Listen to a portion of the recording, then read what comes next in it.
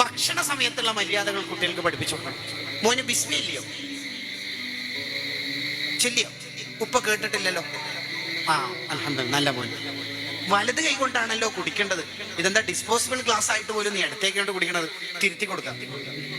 അത് കുട്ടികൾക്ക് മാത്രമല്ല, ഭക്ഷണം കഴിക്കുന്ന സമയത്ത് ഭക്ഷണത്തിന്റെ മര്യാദകൾ എവിടെയെങ്കിലും വീഴ്ച വരുന്നുണ്ടെങ്കിൽ അവർക്കത് തിരുത്തി കൊടുക്കൽ സുന്നത്ത. ഹബീബി വലത്തേക്ക് കൊണ്ട് കുടിച്ചാൽ നന്നായി.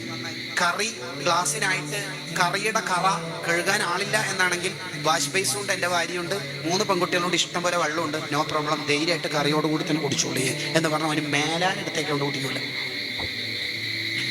2 കൈയും കഴുകണം. ഭക്ഷണത്തിന് ശേഷവും ഭക്ഷണത്തിന് മുമ്പും 2 കൈയും കഴുകുന്ന ശീലമുള്ള ആൾക്ക് വലിയ ബർക്കത്തുണ്ടാകുമെന്ന് ഇഹിയ നമ്മളെ പഠിപ്പിക്കുന്നുണ്ട്. അതിന് ഉപ്പ കഴുകണം 2 കൈയും. ഉപ്പ കഴുകിയില്ല നീ മോൻക്ക് ഉറപ്പാ. എന്തുകൊണ്ട്?